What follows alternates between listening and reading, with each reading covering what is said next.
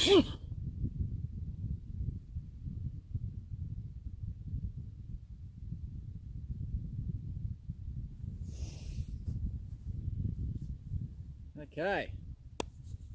tip of the day for today is, all right, quick tip of the day. What are we doing today? Basics, when to move on to advanced principles. Okay, there's two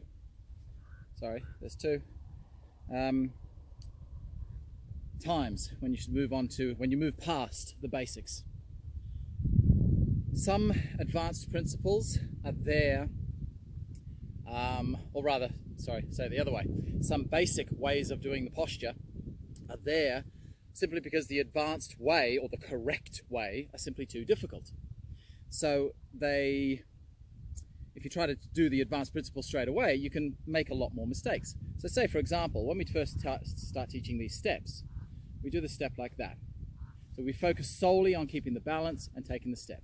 We don't worry about this movement. See, there's a little opening and a closing of the body as that step is being performed. If you tell a beginner that straight up to try to do this, they put their focus here and they never learn how to do the step right. So you've got to do the basics first. But when is the good time to move on to this movement? Well, there's 2 points. Some postures, and I'm not going to go over the whole form obviously, you have to come to class to ask, or write me an email or something. In the case of this movement, if I see a beginner student do this posture,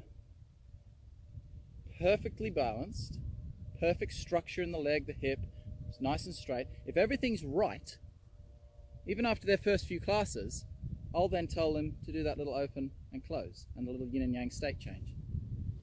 Because the only thing they have to learn by doing this is the correct structure and balance, just to hold the basics of the posture. So they're able to move on straight away.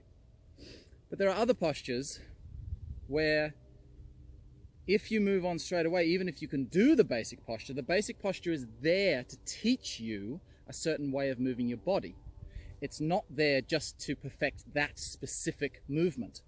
So another example, any double-handed actions in the form, okay, any of these kind of movements, right?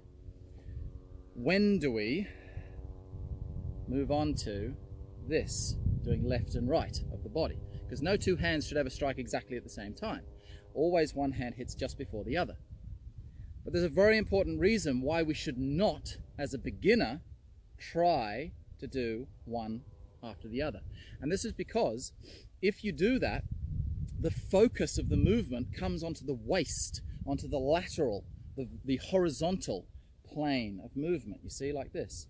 So if you allow the student to move their waist like this, they'll never have any reason to learn about this movement, the vertical plane of movement. Because you can get plenty of power doing a horizontal movement, but it's a different way of moving your body. So depending on the angle of what you're trying to achieve as the strike, sometimes it's better to go a vertical action, sometimes it's better to go a horizontal action. So we want to be able to do both, of course. So in that case, when I tell a student you have to hit with the hands at the same time, it forces them to feel like, well, I don't feel like there's any power in that. You'll feel power if you do that. You won't feel power if you do that. So it forces you to find another way of getting power. So therefore you'll open and close. You see, if I exaggerate, it's like you're going like this kind of movement. But it's very subtle. It's just there's the opening and there's the closing.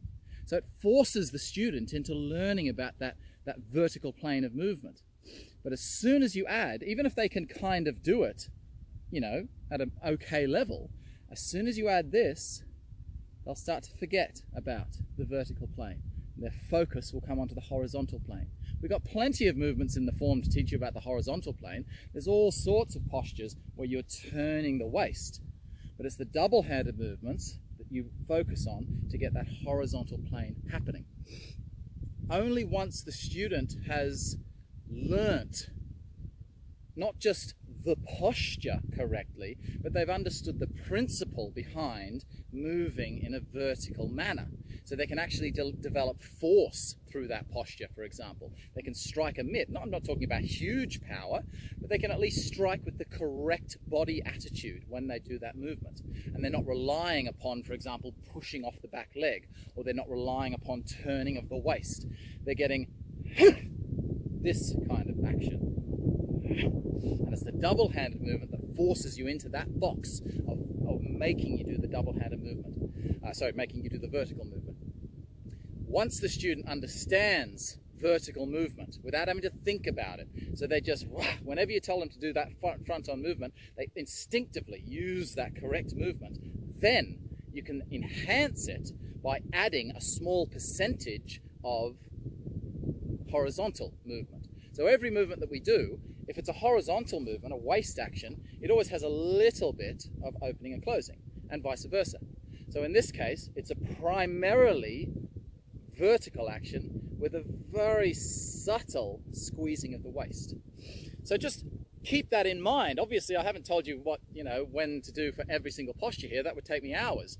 But just keep that in mind as to if you think you want to move on to the advanced posture, ask your teacher, is it a good idea for me personally to move on to that next posture? Because if you move on too soon, you may completely lose some of the very important principles that will found the whole basis of what you're trying to achieve. All right, thank you very much. One more time from the Sahara. It's it's my second last day. It's my second last day here, so I'm making the most of it up in the sand dunes here.